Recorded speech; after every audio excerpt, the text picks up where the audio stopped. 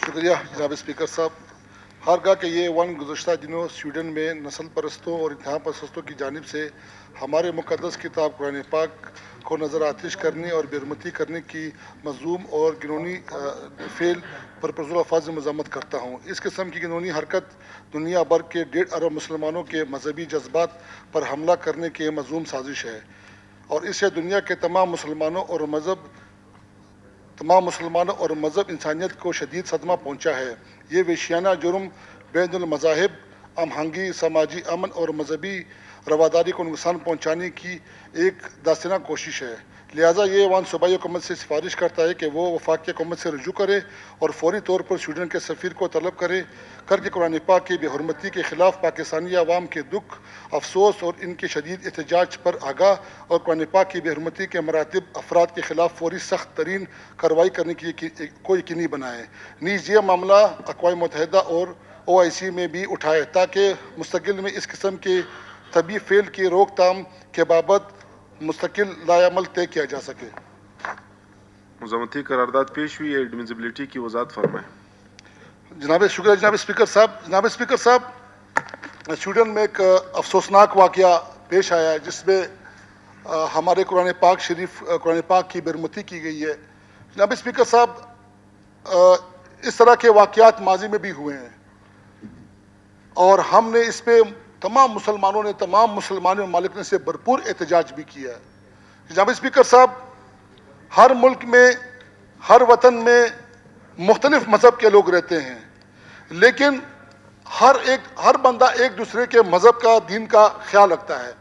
جناب اسپیکر صاحب، اس واقعے سے صرف پاکستان کی تمام امت مسلمہ، تمام مسلمانوں کی دل آزاری ہوئی ہے.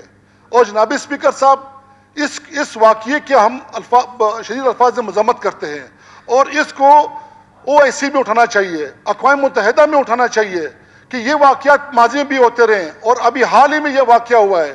جناب اسپیکر صاحب، ان کا ایک وفاقی حکومت یہاں ہماری موجود ہے.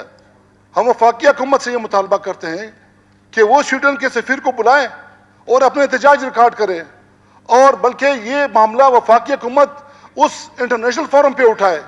جناب اسپیکر صاحب، یہ کوئی معمولی بات نہیں ہے. ہماری مقدس کتاب قرآن پاک کی بے حرمتی کرنا کوئی معمولی بات نہیں ہے. یہ تمام امت مسلمہ کی ذمہ واری ہے. یہ وہ شخص جو کلمہ پڑھتا ہو، جس نے اسلام قبول کیا ہو، جناب اسپیکر صاحب، یہ ہر بندے پہ لاگو ہے، اس پہ فرض ہے کہ وہ اس کے خلاف آواز اٹھائے، ہر سطح پہ اٹھائے، ہر فورم پہ اٹھائے جناب اسپیکر صاحب، تاکہ یہ ہماری آواز اس شخص تک پہنچ سکے، اس ممالک تک پہنچ سکے، اس سویڈن تک پہنچ سکے جس نے یہ بے حرمتی کی ہے. جناب اسپیکر صاحب، اس تک یہ آواز پہنچ سکے کہ اس سے ہماری دل ہزاری ہوئی ہے. جناب اسپیکر صاحب، ہم اپنی وفاقی حکومت سے مطالبہ کرتے ہیں، ان سے ہم درخواست کرتے ہیں کہ اس معاملے کو دبایا نہ جائے، اس کو اجاگر کیا جائے، اس پہ آواز اٹھائی جائے، ہر فورم پہ آواز اٹھائی جائے تاکہ مستقبل میں اس قسم کے واقعات سے بچا جا سکے. جناب اسپیکر صاحب، یہ کوئی عام بات نہیں. جناب اسپیکر صاحب، یہاں پہ اس پاکستان میں ہمارے ساتھ اور بھی غیر مسلم رہتے ہیں، لیکن وہ اپنے مذہب میں آزاد ہے، اپنے مذہب میں آزاد ہے، اپنے دین میں آزاد ہے. ان کو یہاں آزادی حاصل ہے، ان کو یہاں حفاظت حاصل ہے.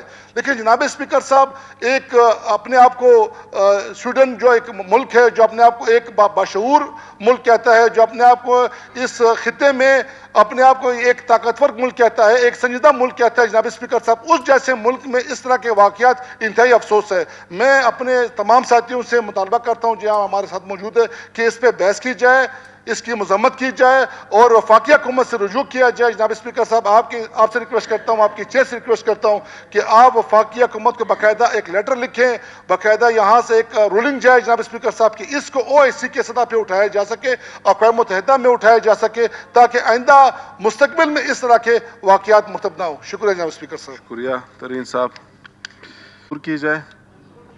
مزمتی قرارداد منظور ہوئی. جناب خلیل جارج، پارلیمانی سیکرٹری، آپ اپنی مزمتی قرارداد پیش کریں.